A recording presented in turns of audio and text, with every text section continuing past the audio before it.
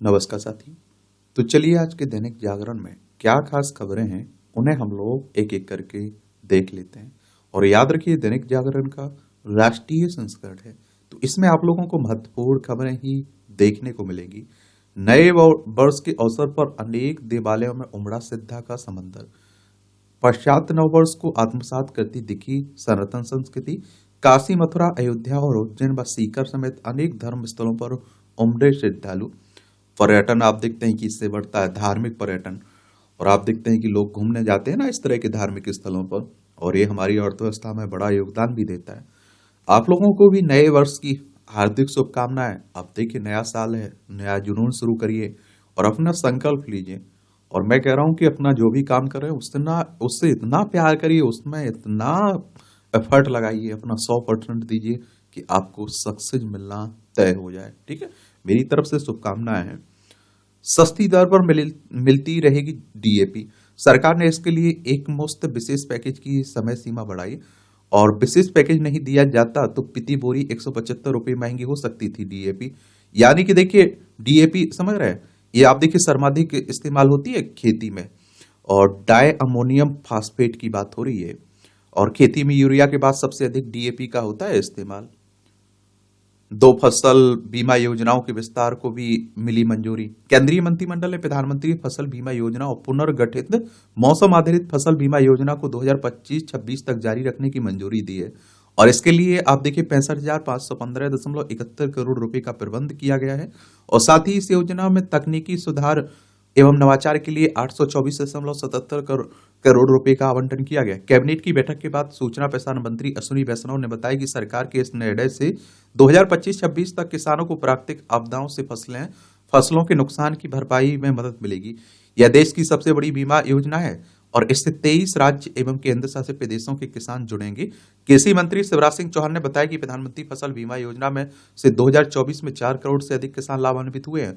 उन्होंने कहा कि मंत्रिमंडल ने भारत के सहकारिता मंत्रालय और इंडोनेशिया के व्यापार मंत्रालय के बीच गैर बासमती सफेद चावल के व्यापार पर समझौता ज्ञापन पर हस्ताक्षर करने की मंजूरी दी है। बीमा योजना के क्रियान्वयन में प्रौद्योगिकी के सहारे पारदर्शिता के साथ दावों की गणना एवं निपटारे में आसानी होगी, और निधि का उपयोग अनुसंधान एवं विकास संबंधी अध्ययनों के लिए किया जाएगा। अच्छी बात है। ये विमान कंपनियों को निर्देश, 3 घंटे से ज्यादा विलंब हो तो रद्द करें उड़ान। विलंब होने पर विमान के अंदर के यात्रियों को 90 मिनट से ज्यादा न बैठाएं। उत्तर भारत में कोहरा घना होने से विमान सेवाएं भी हो रही हैं प्रभावित। पिता के साथ मिलकर मां और 4 बहनों को मार डाला, एक क्रूरता की पराकाष्ठा। लखनऊ की बात है, आप देखेंगे। ये कह रहा है, वीडियो जारी कर बोला आरोपित आगरा में बस्ती वालों के अत्याचार से तंग हो किया ऐसा। क्या बोलूं मैं यही तो कह रहा हूं कि अभी भी हमारे पास समय है, हमें सोचना चाहिए, हमें अपनी शिक्षा पर सोचना चाहिए, हमें अपने संस्कार पर, मानवता पर सोचना चाहिए। लोग कहते हैं हमारे बच्चे इंग्लिश मीडियम में पढ़ रहे हैं, इस मीडियम में पढ़ रहे हैं, विदेश में पढ़ रहे हैं। मैं कहता हूं 1 घंटे अपने बच्चों को संस्कार की शिक्षा भी होनी चाहिए, अच्छा इंसान बनाने की शिक्षा भी मिलनी चाहिए। स्कूलों में ये पाठ्यक्रम शुरू कर देना चाहिए, क्योंकि जिस तरह की खबरें आ रही ना, ये चिंता तो जताना चाहिए, हर कोई इससे चिंतित होना चाहिए। रक्षा मंत्रालय ने 2025 को घोषित किया सुधारों का वर्ष। रक्षा मंत्रालय ने बुधवार को 2025 को सुधारों का वर्ष घोषित किया है, और कहा है कि इसका उद्देश्य सेना के तीनों अंगों के बीच एकजुटता को बढ़ावा देने के लिए एकीकृत सैन्य का कमान की स्थापना को सुगम बनाना है। सुधारात्मक उपायों से सशक्त बलों को तकनीकी रूप से उन्नत और युद्ध के लिए तैयार बल में बदला जाएगा। एक और आप देखते हैं, हमारे पड़ोसी अगर पाकिस्तान जैसे हो, चाइना जैसे हो, आप देखते हैं तो हमें अपनी रक्षा पर ध्यान देना ही होता है। देखिए पाकिस्तान 1947 तक हमारा हिस्सा था। 1947 में अलग हुआ था। गुजरात, राजस्थान, पंजाब, जम्मू कश्मीर, लद्दाख 5 राज्यों की सीमा लगती है। चाइना से आप देखिए लद्दाख, हिमाचल प्रदेश, उत्तराखंड, सिक्किम, अरुणाचल प्रदेश 4-5 राज्यों की सीमा हमारी किससे, चाइना से भी लगती है। सुप्रीम कोर्ट ने कहा कि बच्चे का स्वास्थ्य व खुशहाली सर्वोपरि है। सुप्रीम कोर्ट ने कहा कि पिता को बच्चे से मिलने का अधिकार है, और पर यह बच्चे की स्वास्थ्य व खुशहाली की कीमत पर नहीं। मद्रास हाईकोर्ट के आदेश में संशोधन कर मिलने का स्थान करूर के बजाय मदुरई कर दिया, ताकि छोटी बच्ची को हर हफ्ते 300 किलोमीटर की यात्रा नहीं करनी पड़े। देखिए, सुप्रीम कोर्ट हमारी सर्वोच्च अदालत है। संविधान के अनुच्छेद 124 के तहत सुप्रीम कोर्ट की स्थापना की बात की गई। 28 जनवरी 1950 में स्थापना हुई थी। और देखिए, आजकल पारिवारिक विवाद काफी बढ़ गए हैं, मामले भी इस तरह के दर्ज होने लगे हैं। अमेरिका में नव वर्ष का जश्न मना रहे लोगों पर आतंकी हमला, 10 की मौत हुई है। ड्राइवर ने लोगों की भीड़ पर पिकअप ट्रक चढ़ाया और गोलीबारी की, 35 से अधिक घायल भी हुए। मुठभेड़ में मारा गया ट्रक ड्राइवर। अमेरिका में भी खूब अशांति हो रही है। इतिहास पढ़ने वाले सीखेंगे एआई और डिजिटल मैपिंग भी। उच्च शिक्षण संस्थानों में नए साल में शुरू होने वाले कौशल आधारित नए कोर्स यूजीसी ने जारी किया मसौदा। नए सत्र से इन्हें शुरू करने की मिलेगी अनुमति। एक और आप देखिए, यूजीसी की बात करें तो किसकी बात हो रही है? यूनिवर्सिटी ग्रांट कमीशन की बात हो रही है। इसकी स्थापना 28 दिसंबर 1956 में हुई थी। नई दिल्ली में हेडक्वार्टर देखने को मिलेगा। एआई यानी कि आर्टिफिशियल इंटेलिजेंस की बात हो रही है। इसके लिए भी शुरू होंगे कोर्स। यूजीसी की इस पहल के तहत उद्योग में पहले से काम कर रहे कर्मचारियों की अपस्किलिंग और रीस्किलिंग के लिए भी उद्योगों की मांग को देखते हुए शॉर्ट टर्म के कोर्स भी शुरू हो गए। यूजीसी ने उच्च शिक्षा संस्थानों से स्थानीय स्तर पर उद्योगों की जरूरतों को देखते हुए इन कोर्सों को तैयार करने को कहा है। इन विषयों की पढ़ाई करेंगे छात्र बीए इतिहास, digital history, AI in historical research, digital mapping, data analysis, cultural resource management, BA political science में डाटा एनालिसिस और political science, digital advocacy and campaigning, AI application in political analysis और political risk analysis for forecasting, BSc biology में pharmacy and drug development, biomedical research method और clinical trial management, vaccine development आदि। BSc physics में AI in physics, data science, space science and technology आदि आप देखेंगे। मनमोहन का परिवार ही करेगा स्मारक के लिए ट्रस्ट पर निर्भर। पूर्व प्रधानमंत्री मनमोहन सिंह के स्मारक को लेकर विवाद थमने के बाद इसके निर्माण की प्रक्रिया शहरी कार्य मंत्रालय ने औपचारिक रूप से शुरू कर दी और इसके सूत्रों के अनुसार इसके तहत मनमोहन सिंह के परिवार को स्थल चयन के लिए राष्ट्रीय स्मृति स्थल, राजघाट, किसान घाट और समता घाट के 3 विकल्प दिए गए हैं। उनमें इनमें से एक का चयन करने को कहा गया है। पूरे उत्तर भारत में प्रचंड शीतलहर की चपेट में है। अब देखिए, मौसम बदल रहा है। 26/11 के हमले के आरोपित राणा का जल्द हो सकता है अमेरिका से प्रत्यर्पण। अगस्त 2024 में अमेरिकी कोर्ट ने राणा की अपील कर दी थी खारिज। 2009 में अमेरिका में गिरफ्तार राणा को 14 साल के कारावास की सजा दी गई थी। ये 2008 में मुंबई में आतंकी हमले हुए थे ना, उसी की बात हो रही। 175 लोग मारे गए थे उसमें। ठीक है, ये आपकी राष्ट्रीय राजधानी से जुड़ी खबरें हैं। अब देखिए, दिल्ली की बात हो रही। विधानसभा में यहाँ 70 सीटें हैं, राज्यसभा में 3 सीटें हैं, लोकसभा में 7 सीटें हैं। अतिशी यहाँ की चीफ मिनिस्टर है। तो यहाँ आप देखते हैं कि विधानसभा चुनाव होना है इसी साल। और विधानसभा के चुनाव अगर आपको लड़ना है तो आपकी उम्र कम से कम 25 साल होनी चाहिए। अधिकतम उम्र की कोई सीमा नहीं रखी गई है। और विधायक का चुनाव डायरेक्ट जनता यानी कि मतदाताओं के द्वारा होता है। अगर आपकी उम्र 18 साल हो चुकी है तो वोटर सूची में आपका नाम जुड़ चुका होगा, आप लोग वोट डालने भी जाते होंगे। ये चुनाव करवाता कौन है? इलेक्शन कमीशन ऑफ इंडिया, भारतीय निर्वाचन आयोग, एक संवैधानिक संस्था है। संविधान के अनुच्छेद 324 के तहत चुनाव आयोग की स्थापना की बात की गई। 25 जनवरी 1950 में स्थापना हुई थी। 25 जनवरी को आप लोग मतदाता दिवस मनाते हैं। नई दिल्ली में हेडक्वार्टर देखने को मिलेगा। सुकुमार सेन पहले मुख्य चुनाव आयुक्त थे। पहली बार मतदाता दिवस कब मनाया गया था? चलिए आप लोग नीचे बताइए। वीर सावरकर कॉलेज समेत डीयू की 3 इमारतों की पीएम रखेंगे आधारशिला, प्रधानमंत्री मोदी जी। यमुना पर रोपवे कैम्ब लवे विकसित करेगा डीडीए, आप देखेंगे।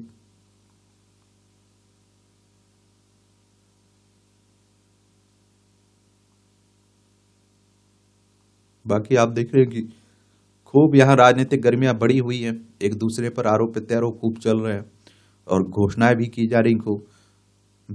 व्हील चेयर के 10,000 लेने वाले कुलियों के लाइसेंस रद्द। या देखिए, दिल्ली मंडल ने स्पष्टीकरण मिलने के बाद कार्रवाई करते हुए जमा कराए बैज। कुलियों ने कहा खुशी से दिए थे पैसे, अतिरिक्त पैसे ना लौटना हमारी गलती है। ये आप देखते हैं कई बार क्या रहता है कि कुली नहीं, आपने देखा है कि बहुत ज्यादा पैसे मांग लेता है, उसी की बातें हो रही है एक तरह से। ये आप देखिए, एनसीसी महानिदेशालय अदालत की अवमानना के दोषी करार हुए। महिला अधिकारी के मामले में कोर्ट की जानबूझकर की अवमानना इन्होंने। राष्ट्रीय कैडेट कोर के महानिदेशक को बात हो रही है। इस नौसेना की ताकत बढ़ाएंगे स्वदेशी निर्मित सूरत, नीलगिरी व वाक्सी। नौसेना जल्द ही आप देखिए देश में निर्मित अत्याधुनिक हथियारों से लैस दो दो जंगी जहाजों और डीजल इलेक्ट्रिक चालित पनडुब्बी को अपने बेड़े में शामिल करने जा रही है और इससे नौसेना की मारक क्षमता में काफी वृद्धि होगी। अधिकारी ने बुधवार को इस आशय की जानकारी देते हुए कहा कि 15 जनवरी को मुंबई में एक समारोह में इन दोनों जंगी जहाजें सूरत एवं नीलगिरी और पनडुब्बी वागसीर को नौसेना के बेड़े में शामिल किया जाएगा। ये अत्याधुनिक हथियारों और सेंसर से लैस हैं और एक बयान के अनुसार दोनों वार्षिप में महिला अधिकारी और नाविक के रहने के लिए भी पर्याप्त प्रबंधन है। मुंबई में होने वाले ऐतिहासिक समारोह के दौरान जंगी जहाजों को नौसेना में शामिल करने से न केवल इसकी युद्धक क्षमता में वृद्धि होगी बल्कि स्वदेशी जहाजों के निर्माण से देश की आत्मनिर्भरता को भी बल मिलेगा। दोनों जहाजों पनडुब्बी को मुंबई स्थित मझगांव डाक शिप बिल्डर्स लिमिटेड ने निर्मित किया है। आरटीआई में लोक सेवकों के वेतन की जानकारी देना अनिवार्य है। देखिए सूचना के अधिकार की बात हो रही है, जो सूचना का अधिकार अधिनियम 2005 है ना, उसी की बात हो रही है और धारा 4 के तहत अनिवार्य है। आप देखते हैं और इसमें आप देखते हैं ऐसे में लोक सेवकों के वेतन की जानकारी को धारा 8(1) जे का हवाला देकर छिपाना अधिनियम के उद्देश्यों के सिद्धांत के विपरीत है ना। देश के स्कूलों में बच्चों के नामांकन में 37 लाख की गिरावट। 2023-24 में स्कूली शिक्षा की विभिन्न श्रेणियों में यह गिरावट दर्ज की गई है। राज्यों में स्कूल और शिक्षक छात्रों की उपलब्धता अलग अलग है और बहुत सारी समस्याएं हैं आप देखते हैं हमारे। और यह गिरावट एसटी, एसटी, ओबीसी और लड़कियों के वर्ग में सबसे अधिक है। 2022-23 की तुलना में 2023-24 में स्कूली शिक्षा की विभिन्न श्रेणियों में यह गिरावट दर्ज की गई है। माध्यमिक के तहत कक्षा 9वीं से 12वीं तक की यह गिरावट 17 लाख से अधिक है, ताकि प्री प्राइमरी के नामांकन में बढ़ोतरी दर्ज की गई है। शिक्षा मंत्रालय की एकीकृत जिला शिक्षा सूचना प्रणाली की रिपोर्ट में यह जानकारी सामने आई है। इसके अनुसार प्राथमिक व उच्चतर माध्यमिक विद्यालयों में छात्र नामांकन में 37.45 लाख की गिरावट दर्ज की गई है। देख लीजिए भैया।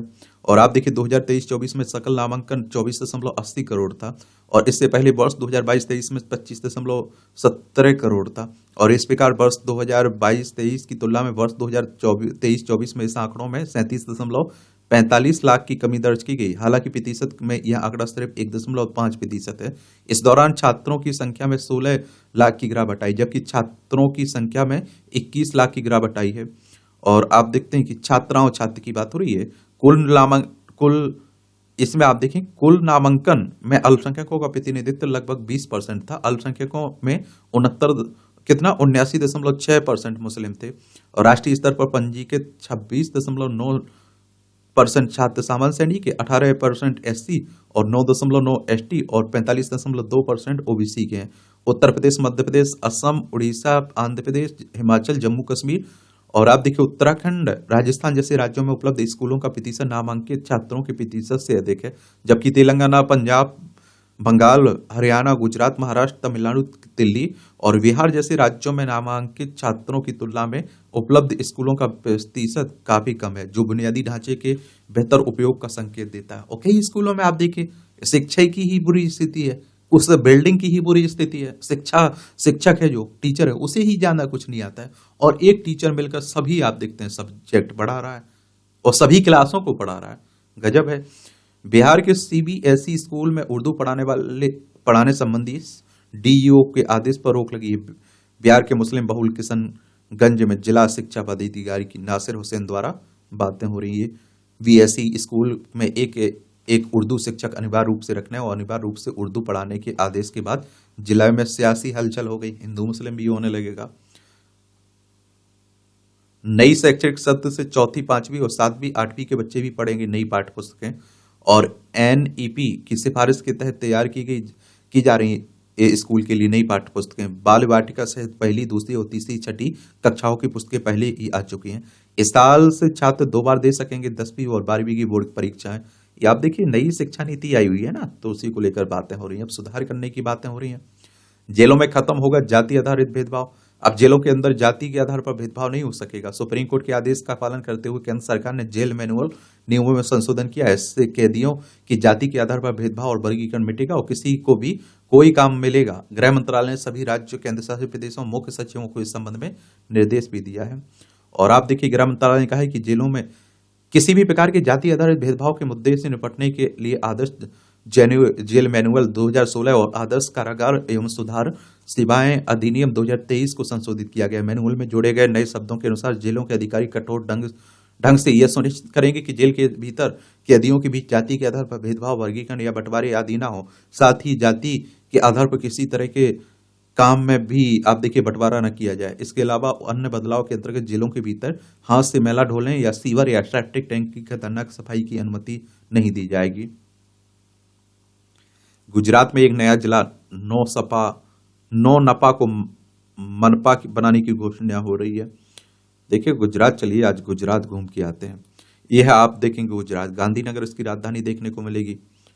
और आप देखेंगे इसमें कि इसकी सीमा आप देखिए राजस्थान से लगती है, मध्य प्रदेश से लगती है, महाराष्ट्र लगती है, अंतर्राष्ट्रीय सीमा पाकिस्तान से लगती है। 1 मई 1960 में इसे राज्य बनाया गया था। विधानसभा में आप देखिए 182 सीटें हैं, राज्यसभा में 11 सीटें हैं, लोकसभा में 26 सीटें हैं। 1,96,024 वर्ग किलोमीटर में फैला हुआ है। भूपेंद्र भाई पटेल यहाँ के मुख्यमंत्री हैं। आचार्य देवव्रत यहाँ की राज्यपाल आपको देखने को मिल जाएंगे। जजों के रिश्तेदारों को नियुक्त नहीं करने के प्रस्ताव का समर्थन, सिंघवी ने कहा कि अगर कॉलेजियम का प्रस्ताव है तो जल्द हो अमल, बिना किसी एजेंडे के होने चाहिए न्यायिक नियुक्तियां।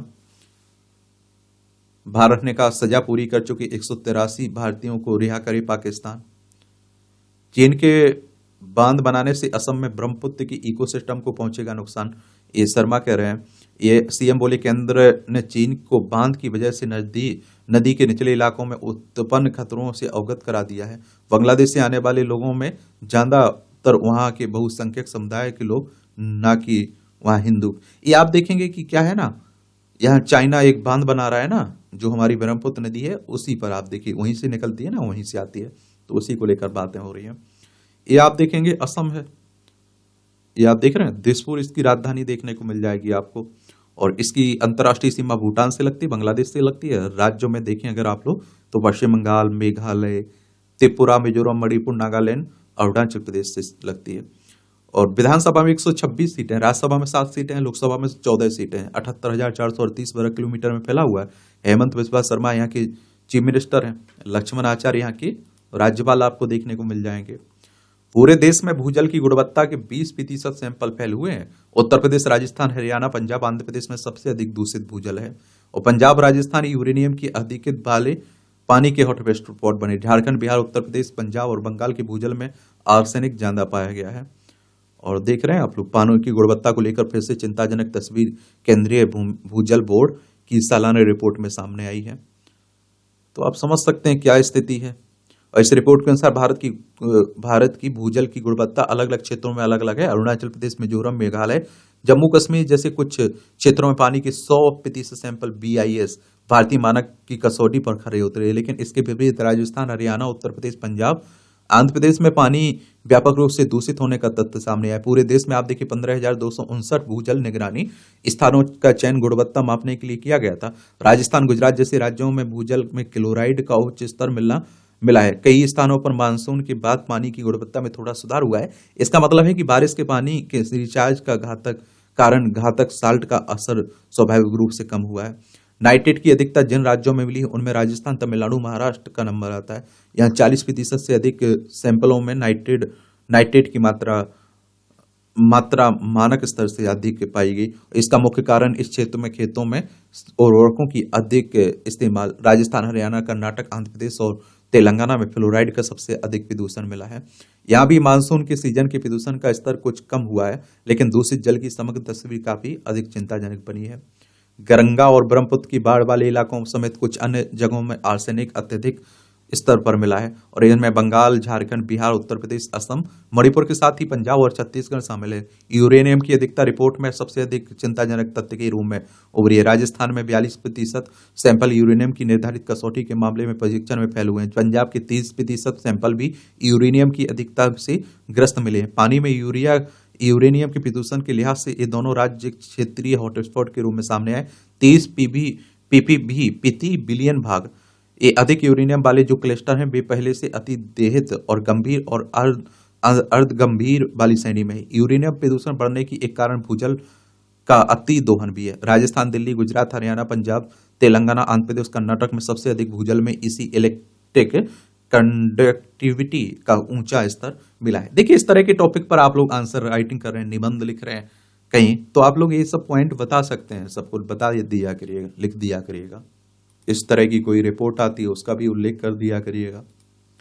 ये राजनीति की बातें हो रही हैं और आप देखते हैं कि चुनाव के बारे में, चुनाव आयोग के बारे में, और जहां चुनाव हो रहा है उसके बारे में याद रखा करिएगा।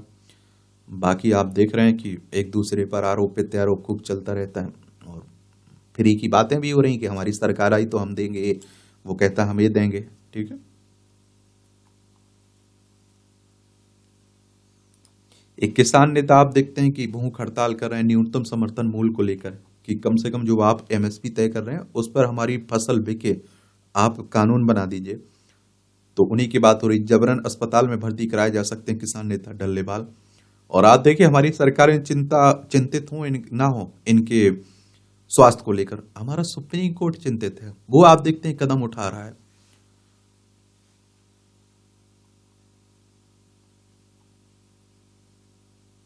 पूजा स्थल कानून के अमल की मांग वाली अर्जी पर कोर्ट में आज सुनवाई होगी। 1991 में जो आया था ना, देखिए आपको बताऊं कि पहले आप देखिए राम जन्मभूमि बाबरी मस्जिद को लेकर हमारे देश में बड़ा विवाद हुआ और आप देखिए दो समुदाय हिंदू मुस्लिम के बीच काफी खाई पैदा हुआ, हमारे देश में दंगे हुए। इस तरह की आगे परिस्थिति ना बने, इसीलिए आप देखते हैं कि क्या लाया गया था, पूजा स्थल कानून लाया गया था। और इसमें कह दिया गया था कि 15 अगस्त 1947 के पहले जो कुछ भी हुआ हो सब भूल जाना पड़ेगा, और 15 अगस्त 1947 को जहां मंदिर है वहां हमेशा मंदिर रहेगा, जहां मस्जिद है वहां हमेशा मस्जिद रहेगी, किसी भी धार्मिक स्थल में कोई परिवर्तन नहीं किया जाएगा। लेकिन इसी को चुनौती दी गई तो उसी को लेकर बातें हो रही हैं। नव वर्ष के पहले दिन RS-पुरा में घुसपैठ विफल हुई है। जम्मू कश्मीर की बात हो रही है। अरे पाकिस्तान हर संभव कोशिश करता रहता है अशांति फैलाने की। बंगाल के 3 पर्यटक केंद्रों पर आत्मघाती हमले की थी साजिशें नए साल पर। एयर इंडिया की उड़ानों में शुरू हुई वाईफाई सुविधा, अच्छी बात है। नेपाल सीमा के निकट मदरसे में छापे जा रहे थे जाली नोट। श्रावस्ती जिले की पुलिस ने गश्त के दौरान 5 लोगों को नकली नोटों के साथ गिरफ्तार किया। पूछताछ में जाली नोट छापने के धंधे का हुआ पर्दाफाश। पहले लोकपाल दिवस कार्यक्रम में मुख्य अतिथि होंगे CGI Sanjeev Khanna, supreme court के। ख्वाजा मोइनुद्दीन चिश्ती की दरगाह पर आज चादर भेजेंगे प्रधानमंत्री मोदी जी।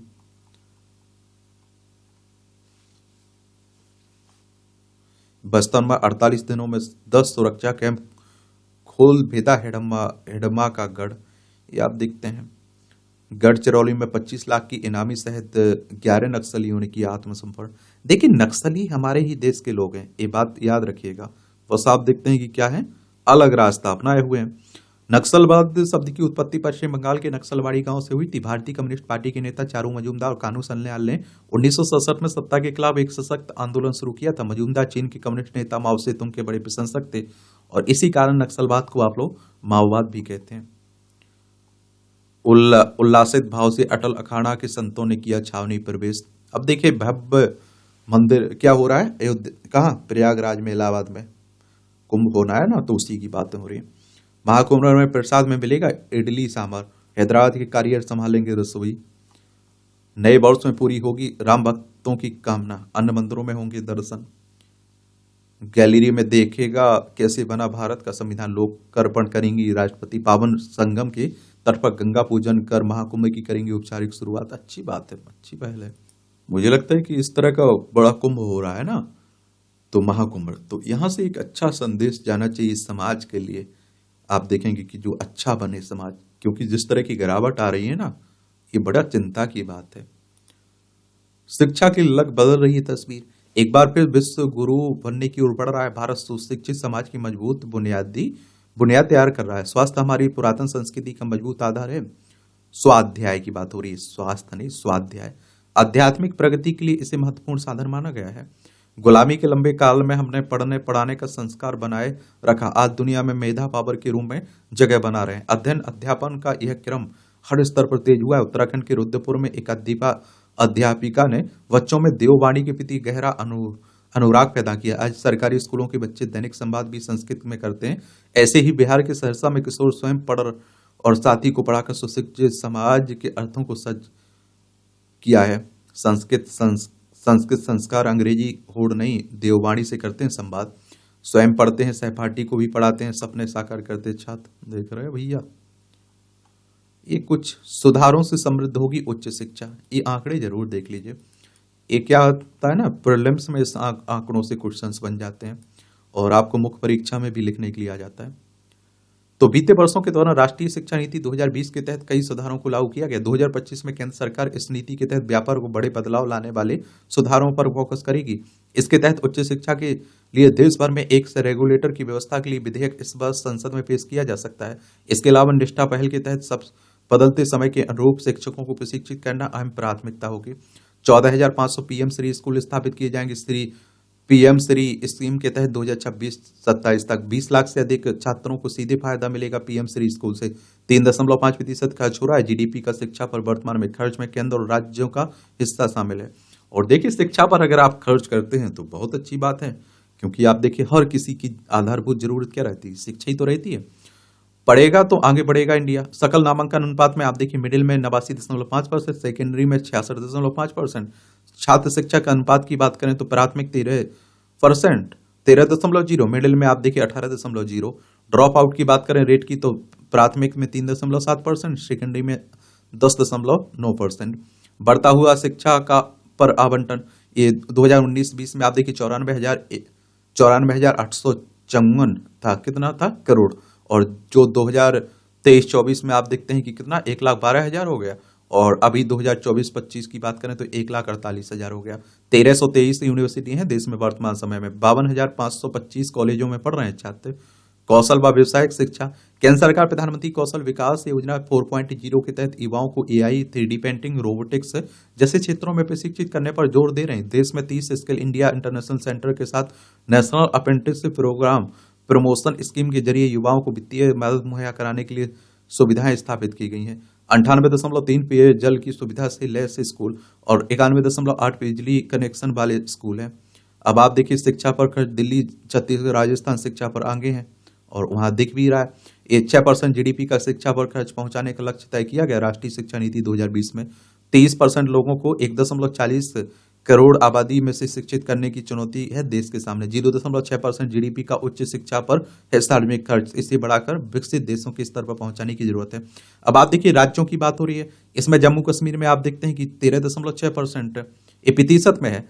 हिमाचल में 17.6%, या आप देखिए पंजाब में 9.2, हरियाणा में 11 और राजस्थान में 17.8 और गुजरात में 12.9, मध्य प्रदेश में 14.9, महाराष्ट्र में 14.9, गोवा में 14 और कर्नाटक में 10.2, केरल में 12.3 और तमिलनाडु में 12.1, तेलंगाना में 6.5 और पुडुचेरी में 6.6, आंध्र प्रदेश में 11.7, ये आप देखिए छत्तीसगढ़ में 18.2, उड़ीसा में 12 और बिहार में 16.2, बंगाल में 14.8 और झारखंड में 13.2 और मिजोरम में 14.2 और मेघालय में 14.3, मणिपुर में 11.2, नागालैंड में 15.5 और असम में 16.3, अरुणाचल प्रदेश में आप देखिए 9.7 अरुणाचल प्रदेश में, और सिक्किम में आप देखिए 16.0 और उत्तर प्रदेश में 12.5, दिल्ली में 21.0 और उत्तराखंड में आप देखिए 15.5% शिक्षा पर प्रतिशत खर्च होता है।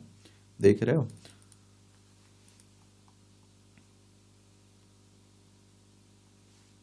इम्फाल पश्चिम जिले के गांव में उग्रवादियों ने किया हमला, ग्रामीण घरों से भागे। आप देखेंगे मणिपुर की बात हो रही है। कूटनीतिक प्रयासों के बीच निमिषा के पति ने कहा ब्लेड मनी देने को तैयार हैं। भारतीय नर्स को यमन में सुनाई गई ना मौत की सजा, पति ने जताई उम्मीद घर लौट कर आएगी पत्नी। अब देखते हैं क्या होता है। फर्जी पासपोर्ट रैकेट जांच के घेरे में कोलकाता पुलिस के 2 कर्मचारी भी हैं। हमारे यहाँ खूब देख रहे हैं। कर्नाटक में 3 बच्चों की हत्या के दोषी को मृत्युदंड की सजा हुई है।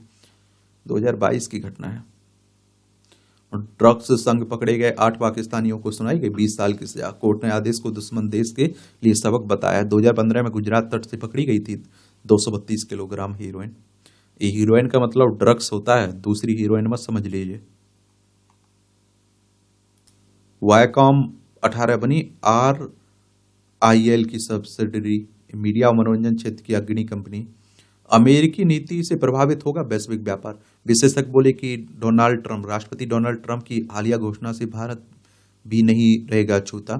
ट्रंप की नीतियों से भारत का स्टॉक बाजार, सोने का भाव, निर्यात, मैन्युफैक्चरिंग, आईटी सेक्टर सीधे तौर पर हो सकते हैं प्रभावित। नए राष्ट्रपति के चीन पर अगर अधिक सीमा शुल्क लगाए तो भारत को $25 अरब का निर्यात बढ़ाने का मिल सकता है मौका। निर्यात बढ़ने से मैन्युफैक्चरिंग में होगी बढ़ोतरी। अमेरिका को निर्यात करने वाले देशों में भारत 9वें स्थान पर है।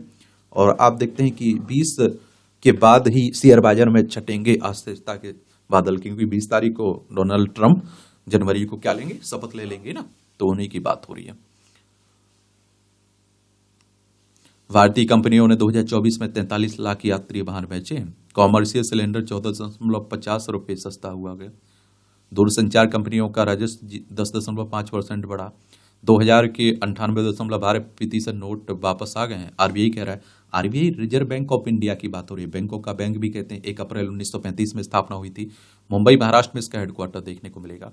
इरेडा के ऋण वितरण में 41% की बढ़ोतरी हुई। सार्वजनिक क्षेत्र भारतीय अक्षय ऊर्जा विकास एजेंसी।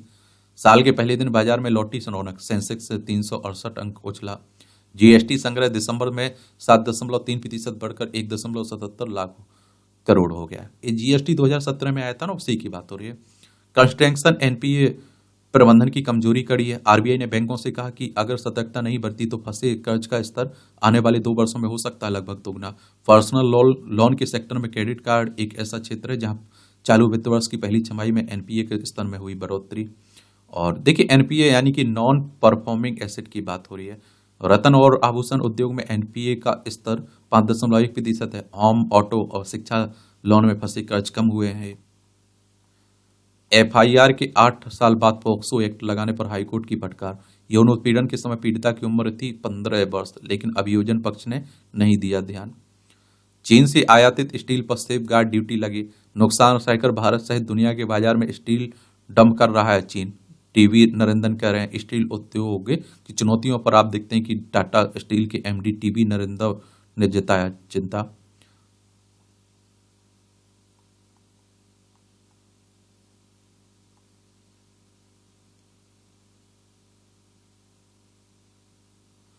कुल्लू जिले में कास्ट कुनी शैली के 17 घर जले। क्या है कास्ट कुनी शैली? ग्रामीण क्षेत्रों में लकड़ी और पत्थर के मकान बनाए जाते हैं। इससे ज्यादातर लकड़ी का प्रयोग होता है। इनमें सीमेंट का इस्तेमाल नहीं होता है। लकड़ी और पत्थरों को जोड़ने के लिए कील का इस्तेमाल नहीं होता है। इन मकानों में दीवारों पर मिट्टी और गोबर के मिश्रण से बने पदार्थ को लगाई जाती है। यह मकान भूकंप रोधी होते हैं। इस शैली में बने मकान गर्मियों में ठंडे और सर्दियों में अंदर से गर्म रहते हैं। देख रहे हैं, ये आपकी अंतर्राष्ट्रीय खबरें। बांग्लादेश भारत के खिलाफ नहीं जा सकता है। सेना प्रमुख वाकर उज जमान ने कहा ढाका कई मायनों में दिल्ली पर निर्भर है, और ये हकीकत भी है। और आप देखिए, जब तक सरकार या कोर्ट प्रतिबंध नहीं लगाती, आवामी लीग लड़ सकती है चुनावी। ये बांग्लादेश के मुख्य चुनाव आयुक्त कह रहे हैं। ये आप देखिए, हमारा पड़ोसी है, यहाँ बड़ी अशांति फैली हुई है। पश्चिम बंगाल, असम, मेघालय, त्रिपुरा, मिजोरम 5 राज्यों की सीमा लगती है। शेख हसीना यहाँ से इस्तीफा देकर भारत में शरण ले चुकी है। 1971 तक ये पाकिस्तान का हिस्सा हुआ करता था। 1971 में आजाद हुआ था। यूरोप को अपने क्षेत्र में होने वाली रूसी गैस आपूर्ति यूक्रेन ने रोकी। दुनिया में इस समय बड़ी अशांति फैली हुई। ये रूस है, यूक्रेन है, ये हमारा भारत है, ये दक्षिण Korea, Iran, Pakistan, China, Kyrgyzstan, Turkmenistan, Syria, यहाँ इजराइल देखने को मिलेगा। ये भूमध्य सागर है, ये लाल सागर है, अरब सागर है, हिंद महासागर है। देख रहे हैं, बंगाल की खाड़ी है। इजरायल ने साल के पहले दिन भी गाजा में किए हमले। जयशंकर ने कतर के पीएम से द्विपक्षीय सहयोग पर चर्चा की हुई है। दोहा इसकी राजधानी है कतर की। दिशा नायके ने कहा कि श्रीलंका में भ्रष्टाचार ने कैंसर का रूप ले लिया है। कैलिफोर्निया के तकनीकी दिग्गजों के लिए H1 वीजा बेहद जरूरी है। रिपोर्ट कर रही H1 वीजा को लेकर ट्रंप ने मांगा अभियान के समर्थक है नाखुश। ट्रंप के साथ एलन मस्क ने दिया वीजा कार्यक्रम का समर्थन। देखिए, जो लोग जाते हैं ना बाहर से काम करने के लिए, तो उनके लिए होता है, ठीक है।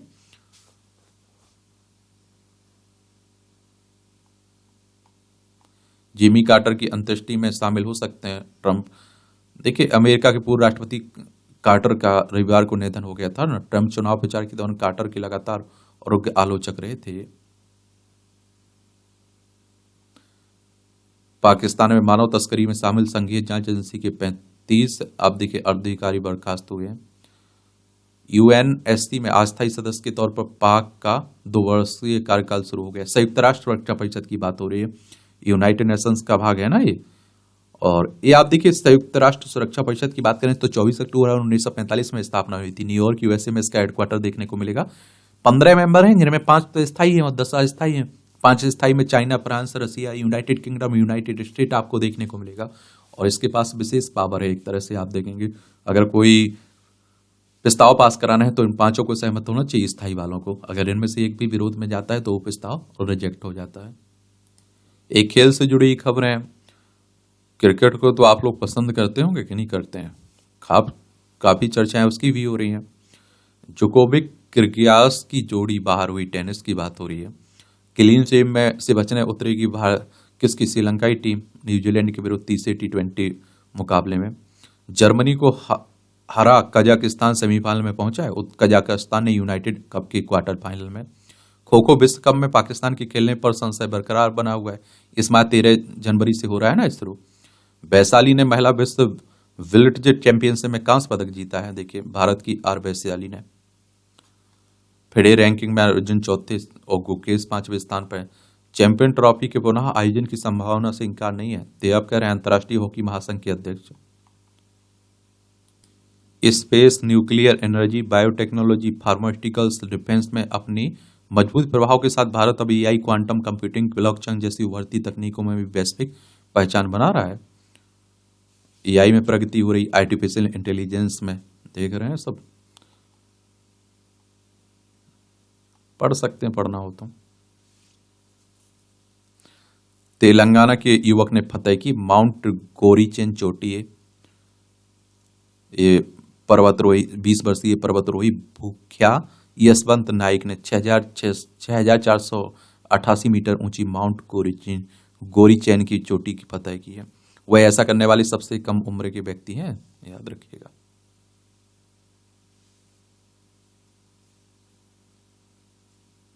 ग्रीन कॉरिडोर बनाकर भोपाल से पीथमपुर ले जाया गया है यूनियन कार्बाइड का कचरा। ये आप देखेंगे कि जो भोपाल गैस त्रासदी हुई थी ना, उसी की बात हो रही है। ये बिहार में बकाया नहीं जमा करने पर बच्चों को स्कूल में बनाया बंधक। अब आप देखिए, अगर ये हालत रहे स्कूलों की, ये हालत रहे टीचरों की और शिक्षा व्यवस्था की, तो भगवान मालिक है ऊपर वाला। मैं हमेशा कहता हूं कि शिक्षा स्वास्थ्य तो फ्री होना चाहिए। अगर किसी बच्चे को जितना पढ़ना है, जहां तक पढ़ना है, भाई पढ़ने दीजिए ना, समझ रहे आप लोग। लेकिन हमारे देश में शिक्षा को सबसे बड़ा व्यवसाय बना दिया गया है। यहां भी आपको जनरल नॉलेज की जानकारी मिल जाती है, परीक्षा के पॉइंट भी से पॉइंट मिल जाते हैं। सोवियत संघ ने लॉन्च किया अंतरिक्ष यान लूना 1। 1959 में आज ही के दिन सोवियत संघ ने अंतरिक्ष यान लूना 1 लॉन्च किया था। यह पहली बार था जब इंसान की बनाई हुई कोई चीज चांद के करीब पहुंची थी। इस अंतरिक्ष यान ने 6000 किलोमीटर की दूरी से चांद और बाहरी अंतरिक्ष के बारे में काफी जानकारी जुटाई थी। एक और आपको बात बता दूं, रूस है ना, इसी को पहले सोवियत संघ कहते थे, कुछ और देश इसमें शामिल थे। देश के सबसे बड़े सम्मान भारत रत्न की शुरुआत हुई 1954 में। आज ही राष्ट्रपति डॉक्टर राजेंद्र प्रसाद ने देश के सबसे बड़े नागरिक सम्मान भारत रत्न की शुरुआत की। और इसके तहत पुरस्कार राशि नहीं दी जाती है, चुने गए व्यक्ति को एक प्रमाण पत्र और मेडल दिए जाते हैं। अब तक 53 लोगों को यह पुरस्कार मिल चुका है। 7 समुद्र तैर कर पार कर चुकी बुला चौधरी। भारतीय तैराक बुला चौधरी का जन्म 1970 में आज ही कोलकाता में हुआ था। 9 वर्ष की उम्र में ही राष्ट्रीय प्रतियोगिता जीतकर अपनी प्रतिभा साबित की। 1989-99 में इंग्लिश चैनल पार कर के दो बार उपलब्धि हासिल करने वाली पहली एशियाई महिला बनी। 5 महाद्वीपों के साथ समुद्र तैर कर पार किया। 2004 में भारत श्रीलंका के मध्य स्थित जल संधि पाक स्टेट को पार करने वाली विश्व की पहली बन गई। और बुला चौधरी ने असाधारण उपलब्धियों के लिए अर्जुन पुरस्कार और पद्मश्री से सम्मानित किया जा चुका है। चांद पर भी होगा खनन, निकाले जाएंगे खनिज पदार्थ। ये आप देखिए, 1979 की चंद्रमा संधि में चांद और उसके प्राकृतिक संसाधनों को मानव जाति की साझा विरासत बताया गया था।